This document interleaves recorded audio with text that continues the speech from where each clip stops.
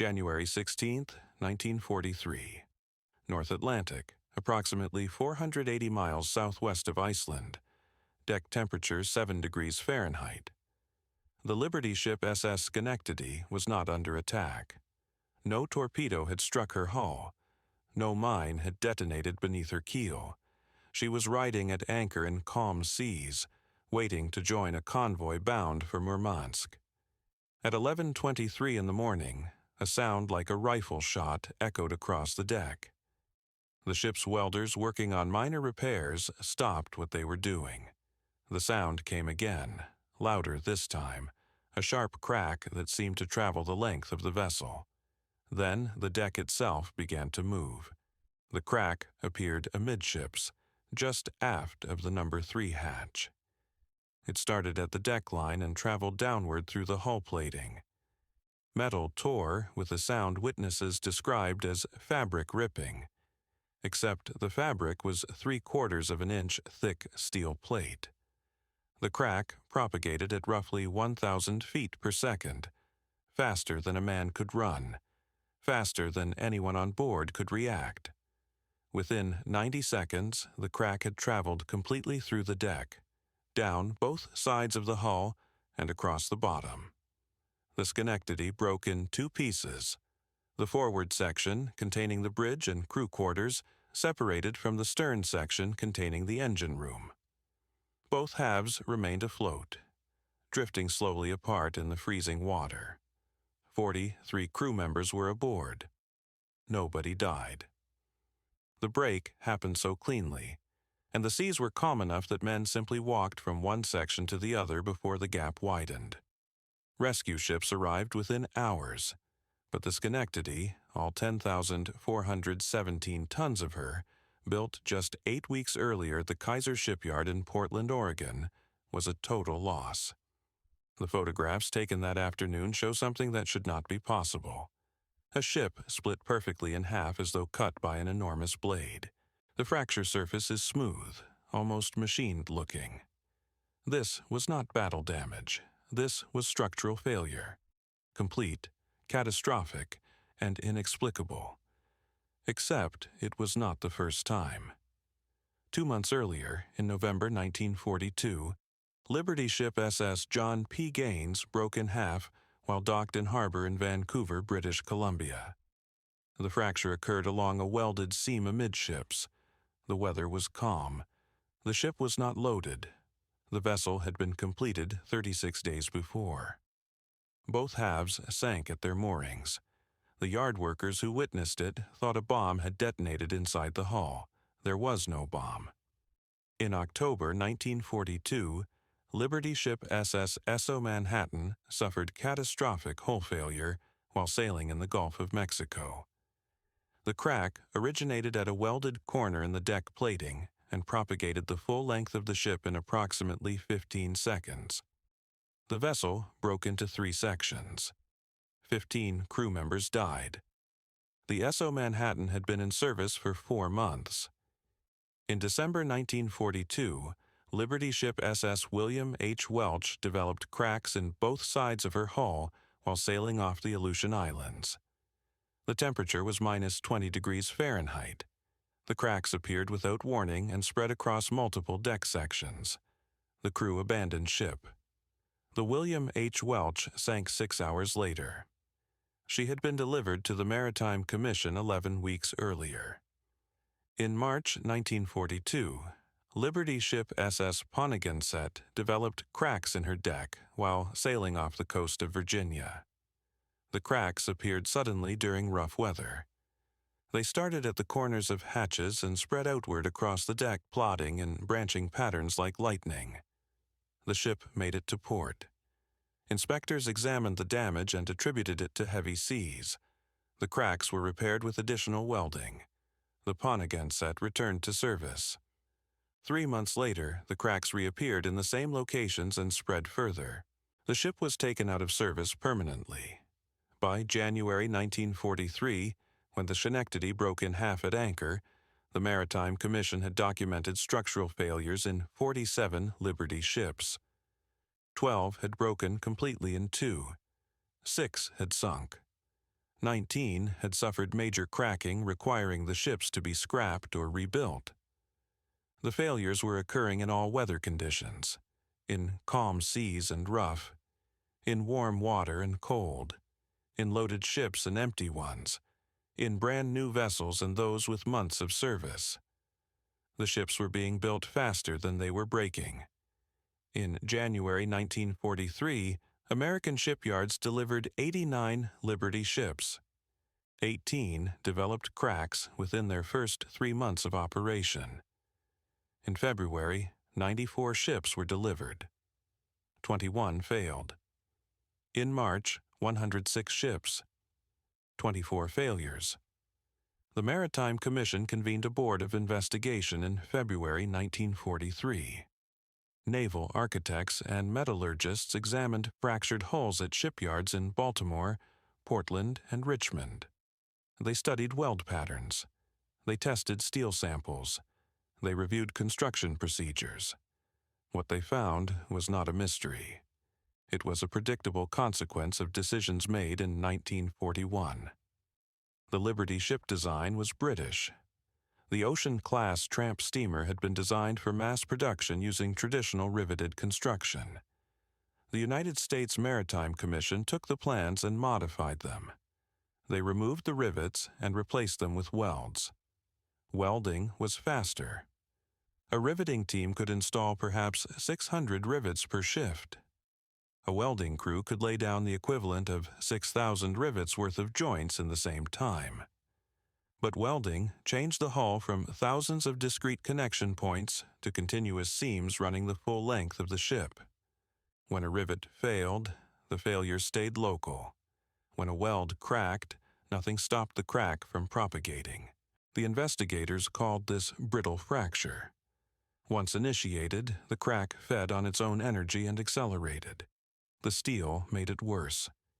Liberty ships used Grade A ship plate, a specification perfectly adequate for riveted construction. But the intense heat of welding, followed by rapid cooling, created zones of brittle crystalline material along each seam. The steel that had been ductile became hard and fragile. When stressed, it cracked instead of bending. The hatch corners made it worse still. Liberty ships had square corners at cargo hatch openings. Square corners concentrate stress. Traditional ship designs used rounded corners which distributed stress evenly, but rounded corners required custom fabrication. Square corners could be cut and welded quickly using standard techniques. Every hatch corner was a stress concentrator waiting to initiate a crack. The cold made it catastrophic. Steel becomes brittle at low temperatures. The transition temperature where Grade A plate shifts from ductile to brittle behavior is around 40 degrees Fahrenheit. Every Liberty ship sailing North Atlantic convoy routes in winter was operating in conditions where the hull material was fundamentally unsuitable for welded construction. The investigators documented all of these factors. They tested sample welds to failure. They calculated stress loads. They reviewed metallurgical data that had been available since the 1920s. None of this was new science. The problems were known. The solutions were known. Rounded hatch corners, different steel specifications, modified welding procedures, slower construction to allow proper heat treatment. The report was completed in March 1943. It confirmed that approximately 1/3 of all Liberty ships built would experience significant structural cracking. It recommended immediate design modifications. The report was classified secret and delivered to Maritime Commission Chairman Admiral Emery Land. In March 1943, American shipyards delivered 106 Liberty ships. In April, 111. In May, 120. In June, 140. The modifications were not implemented. The steel specification was not changed. The hatch corners remained square. The welding procedures remained fast. The ships were needed. German submarines were sinking Allied merchant vessels faster than they could be replaced. The North Atlantic convoys were barely sustaining themselves. The invasion of Europe was being planned. It would require thousands of ships to transport men and material across the channel. There was no time to slow production. There was no time to redesign. There was no capacity to retrofit vessels already built. The decision was made without announcement or discussion. The Liberty ship program would continue at maximum speed until the war ended. The casualties from structural failure would be accepted as operational losses. The truth would be managed. In April 1943, Liberty ship SS E.A. Poe broke in half off Cape Hatteras in calm seas. 22 crew killed. The Navy attributed the loss to enemy action. In June, Liberty ship SS Benjamin Conti broke in half in the North Atlantic. 11 crew killed. Attributed to mine strike. In August, Liberty ship SS Wade Hampton broke in half off the coast of Alaska. 16 crew killed. Attributed to storm damage. The classification prevented shipyard workers from knowing the full scope of the problem. It prevented crews from knowing the risk they faced every time they sailed in cold water. It prevented the families of dead sailors from knowing their sons and husbands had died because welded corners on cargo hatches concentrated stress in ways that had been documented and ignored. By the end of 1943, over 1,500 Liberty ships had been delivered. More than 200 had suffered serious structural failures. The production rate was increasing. April 7, 1943. Brooklyn Navy Yard, New York. Liberty ship SSA, Richard Hovey, sits in dry dock number 4. She is 11 months old. She has completed 6 Atlantic crossings. Her hull is covered in temporary steel patches welded over cracks that appeared during her last voyage. There are 14 patches on the starboard side, 19 on the port side, 8 running across the deck. The naval architect supervising the inspection counts 41 cracks in total, not including the ones that have been repaired and cracked again. The Richard Hovey is not unusual. She is one of 73 Liberty ships currently undergoing crack repair at various shipyards along the East Coast. Another 42 are waiting for dry dock space. The average repair time is 3 weeks per vessel. The Navy has 6 dry docks available for Liberty ship repairs. The mathematics do not work. Commander Harold Evans, Atlantic Fleet Maintenance Coordinator, stands on the deck of the Richard Hovey reviewing the inspection report. The report recommends the ship be taken out of service and extensively rebuilt. New steel plates welded in to replace the cracked sections. Reinforcing straps installed at stress points. Estimated time for complete repair, 8 weeks. Estimated cost, $200,000. Evans does not authorize the repair. He authorizes temporary patches and return to service. The decision is not callous, it is practical. Taking the Richard Hovey out of service for 8 weeks means 8 weeks of lost cargo capacity. The ship can carry 10,000 tons of supplies per crossing. 8 weeks is 2 complete voyages, 20,000 tons of cargo that will not reach England, cargo that other ships will have to carry, ships that do not exist. The patch repairs take 4 days. The Richard Hovey returns to convoy duty on April 14th. She will complete 3 more crossings before breaking in half off Cape Cod in January 1944. 17 crew members will die in water cold enough to kill a man in 12 minutes.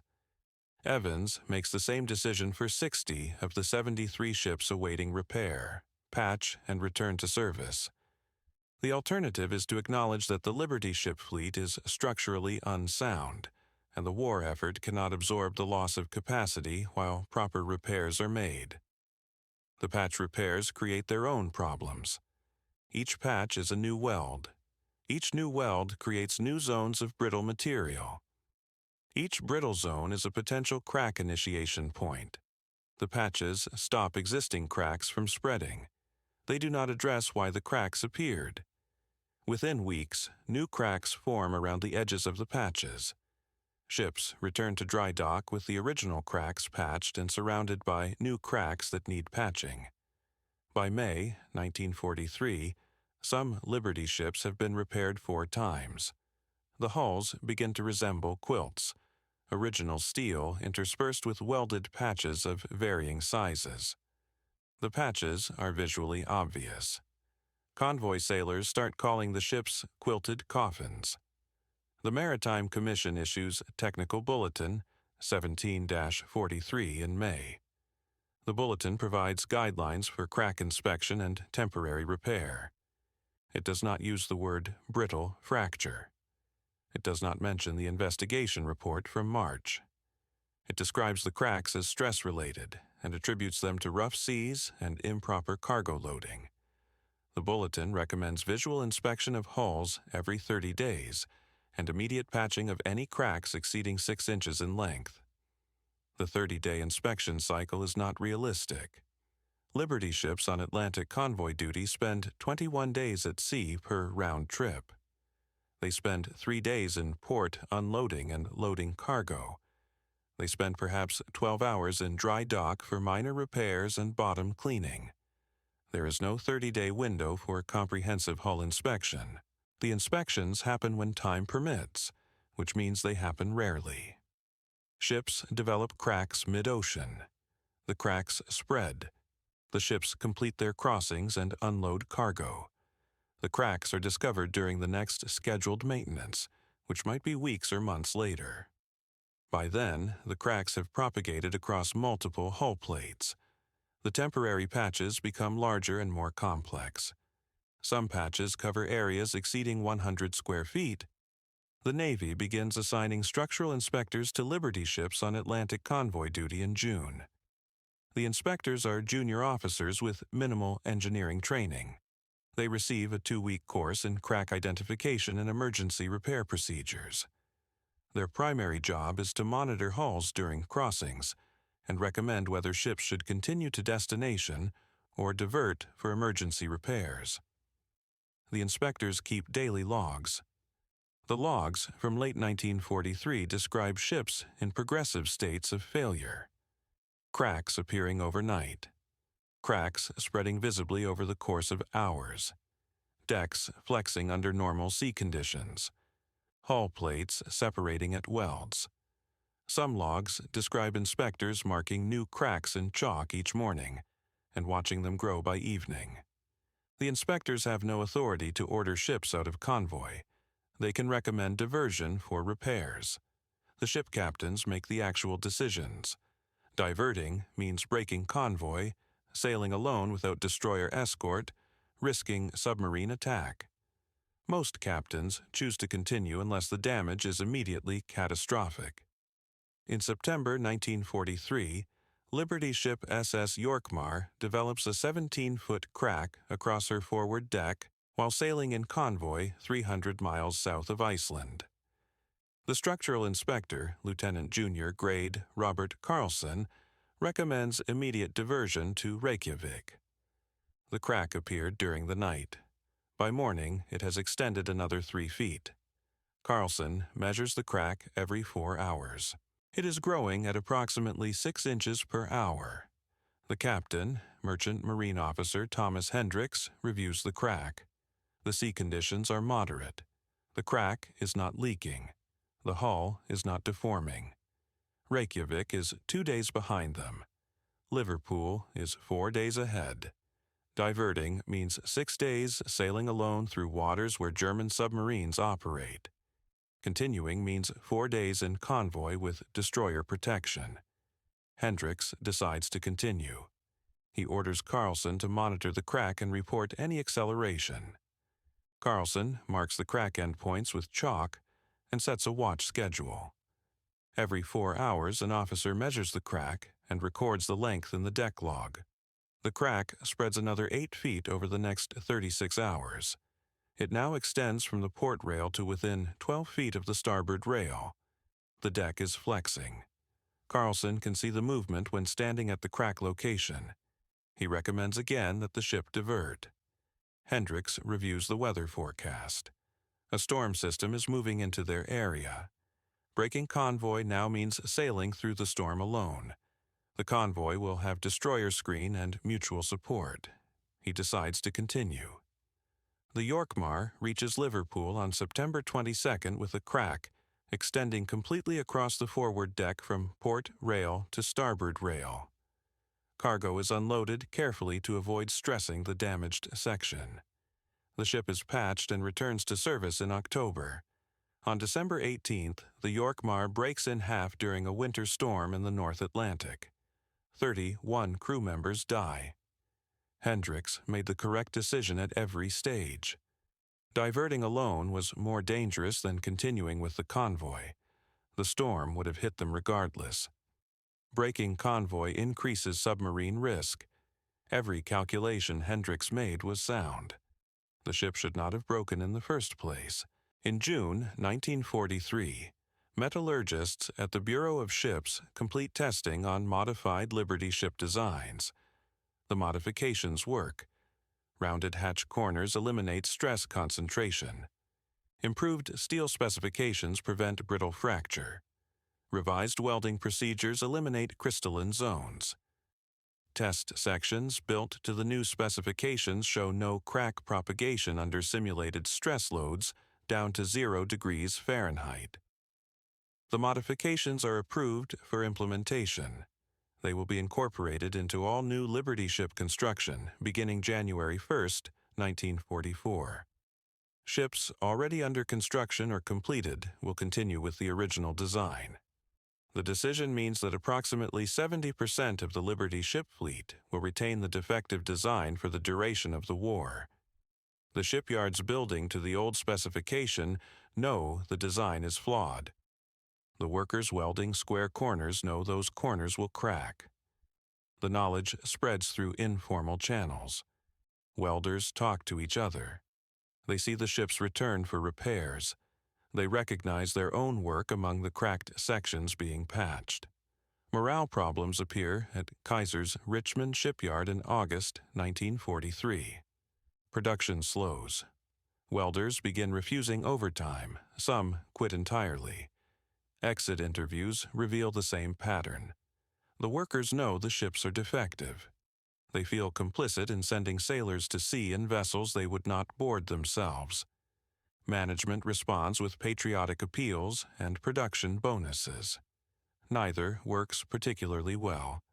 The Maritime Commission issues revised guidelines in November 1943. Ships showing structural cracks will be restricted to southern routes where water temperatures remain above 50 degrees Fahrenheit. This reduces the risk of brittle fracture in cold water. It is a sensible precaution based on sound metallurgical principles. Implementation is impossible. There are not enough crack-free ships to maintain the Murmansk convoy schedule. The Russian ports require deliveries year-round. The North Atlantic routes cannot be suspended during winter. Ships with documented cracks continue sailing to Murmansk, to Iceland, to Scotland. The guidelines exist on paper. The convoys sail according to strategic necessity. In December 1943, Liberty ship SS Bloody Marsh breaks in half in calm seas off the coast of Florida. Water temperature 68 degrees Fahrenheit. The ship had been restricted to southern routes due to previous cracking. The restriction did not prevent the failure. 10 crew members die. The same month, Liberty ship SS Pontus H. Ross breaks in half off Cape Hatteras. The ship breaks in the exact location where a major crack had been patched 6 weeks earlier. The patch did not fail. The steel next to the patch cracked, and the fracture propagated around the repaired section. 14 crew members die. The same month, Liberty ship SS Thomas Tracy breaks in half while moored at a dock in Coos Bay, Oregon. The ship is empty. The weather is calm. No one is aboard. The dock workers arrive in the morning and find the ship in 2 pieces, the fracture running cleanly across amidships. There are no casualties because there is no one to kill. By the end of 1943, 73 Liberty ships have suffered complete structural failures. Over 400 ships have required major repairs. More than 1,200 ships show some degree of cracking. The modified design that would prevent these failures will not enter production for another month. The backlog of ships built to the defective design will continue operating for 2 more years. January 3, 1944. North Atlantic, Convoy HX-274. Liberty ship SS Henry Bacon is sailing in position 4-3, 4th column, 3rd row. The convoy consists of 72 merchant ships and 8 destroyer escorts bound for Liverpool from New York. Sea state moderate. Air temperature 28 degrees Fahrenheit. Water temperature 37 degrees. At 04:15 hours, a sound like a gunshot echoes through the Henry Bacon's hull. The watch officer on the bridge hears it clearly. The engine room crew hears it. The men sleeping in the forward berthing compartment wake up. Everyone knows what the sound means. The structural inspector, Ensign David Wallace, goes below to investigate. He finds a crack running diagonally across the number 2 hold, starting at the port side hatch corner and extending 14 feet toward the starboard bulkhead. The crack is 1/8 inch wide. Wallace can fit his finger into it. He marks both ends with chalk and returns to the bridge. The captain, Merchant Marine Officer Carl Olson, reviews Wallace's report. The crack is serious but not immediately catastrophic. The ship is not taking water. The hull is not deforming. They are 3 days from Liverpool. Breaking convoy means sailing alone through submarine-infested waters. Olson decides to continue. He orders Wallace to monitor the crack every 2 hours. By 0800 hours, the crack has extended another 6 feet. By 1200 hours, another 8 feet. The crack now runs completely across the deck of number 2 hold and has begun propagating down the starboard side. Wallace can hear the metal tearing when he stands near the crack. The sound is continuous, a low grinding punctuated by sharp pops when the fracture jumps across rivet holes in the underlying structure. At 1800 hours, Wallace recommends the ship reduce speed to minimize stress on the damaged section. Olson reduces speed from 11 knots to 8 knots. The convoy continues at 11 knots. The Henry Bacon begins falling behind. At 2200 hours, the crack has extended down the starboard side to the waterline. The forward section of the ship is flexing independently from the aft section. The deck has a visible hinge point at the crack location. Wallace can see the 2 sections moving relative to each other as the ship rides the swells. At 0230 hours on January 4th, the Henry Bacon breaks in half. The forward section, containing the bridge and crew quarters, separates from the aft section containing the engine room. Both sections remain afloat initially. The crew has 7 minutes to abandon ship before the forward section capsizes. 43 men were aboard. 26 reached the lifeboats. The water temperature is 37 degrees Fahrenheit. Survival time in water that cold is approximately 15 minutes. The nearest destroyer is 4 miles away, steaming with the main convoy. It takes 38 minutes to reach the Henry Bacon's last known position. The destroyer picks up 9 survivors. 17 men die in the water within sight of rescue. The Henry Bacon was 8 months old. She had completed 4 Atlantic crossings. Her hull had been inspected and patched twice. The crack that killed her started at a square hatch corner, propagated through a welded seam, and traveled the length of the ship in 22 hours. Nothing about the failure was unusual. In February 1944, Liberty ship SS James W. Denver breaks in half off the coast of Scotland. The ship was carrying ammunition and high explosives. The forward section sinks in 4 minutes. The aft section remains afloat long enough for the engine room crew to escape.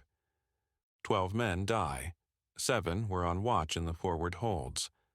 5 were sleeping in crew quarters.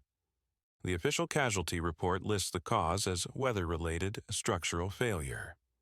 In March 1944, Liberty ship SS Richard Bland develops a crack while sailing from New York to Liverpool. The structural inspector recommends diversion. The captain continues. The crack spreads. The ship breaks in half in the Irish Sea 40 miles from port. 8 crew members die. The ship was carrying grain and canned goods. None of the cargo was recovered. In April 1944, Liberty ship SS Logan Victory breaks in half off Iceland. The temperature is 18 degrees Fahrenheit. The crack appears during the night and propagates completely through the hull in 6 hours. The crew abandons ship at dawn. 2 lifeboats capsize in the freezing water. 19 men die. 5 survive and are picked up by a Norwegian fishing vessel 16 hours later. In May 1944, Liberty ship SS Nathaniel Greene breaks in half while sailing in convoy off Newfoundland. The ship was 11 months old. 23 crew members die. The convoy commodore reports the incident as mine strike. No mines were present in that area. The report is not corrected. The modified Liberty ship design enters production in January 1944 as scheduled. The new ships have rounded hatch corners, improved steel, and revised welding procedures. By May 1944, 87 modified Liberty ships have been delivered. None experience structural failures. The ships operate in the same conditions, carry the same cargo, sail the same routes. They do not crack. 2,114 Liberty ships built to the original defective design remain in service. They continue cracking. They continue being patched. They continue breaking in half. SS Richard Hovey, the ship that sat in Brooklyn Navy Yard in April 1943 with 41 cracks in her hull, completed 7 more Atlantic crossings after her temporary patches were installed. On January 3, 1944, the same day Henry Bacon developed her fatal crack, Richard Hovey broke in half off Cape Cod during a winter storm. The fracture occurred at one of the patched locations. 17 crew members died. The ship was 11 months old. Commander Harold Evans, who authorized the temporary repairs, continued as Atlantic Fleet Maintenance Coordinator through the end of the war. He authorized the same repair decision for hundreds of ships between April 1943 and May 1945. The decisions were correct according to the information he had and the priorities he was given. He retired from the Navy in 1946. He never spoke publicly about the Liberty ship program. He died in 1961. Captain Thomas Hendricks, who commanded SS Yorkmar and chose to continue to Liverpool despite the spreading crack, survived the war. He commanded 4 more Liberty ships between 1943 and 1945. None of them broke. In 1969, a researcher asked Hendricks if he would make the same decision again.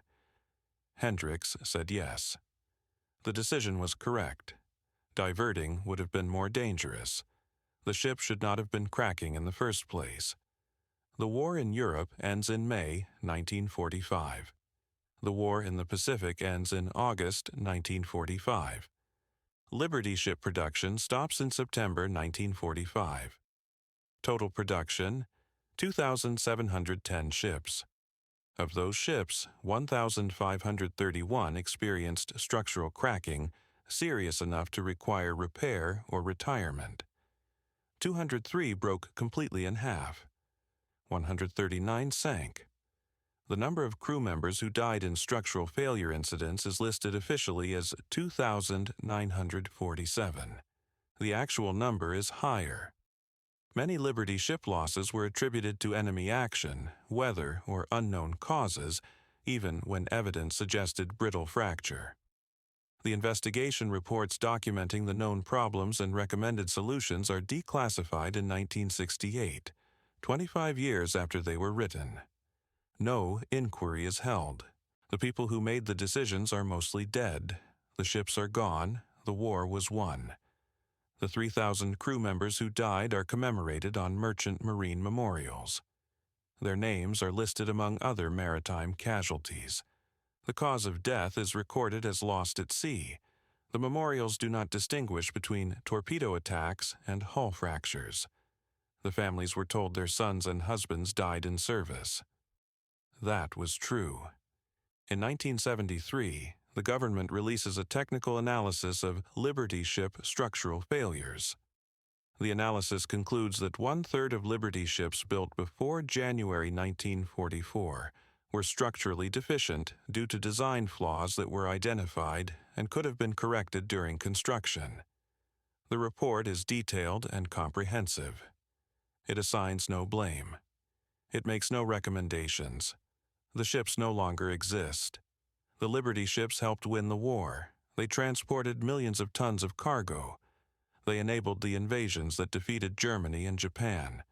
Without them, the war would have lasted longer and cost more lives. The ships did what they were designed to do. Some of them broke while doing it. The men who died in the broken ships died winning the war. Their deaths were attributed to the enemy or to the sea. The modifications that would have prevented those deaths were approved in June 1943. They entered production in January 1944.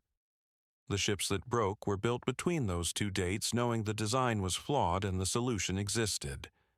Production continued because stopping would have delayed the invasion of Europe. The decision was documented and classified. 17 men floating in 37-degree water watching a destroyer steam toward them, knowing the water will kill them before rescue arrives. That happened because the ship broke. The ship broke because of decisions made 18 months earlier in Washington. The decisions were rational. The mathematics were clear. The alternative was unacceptable. The men died anyway.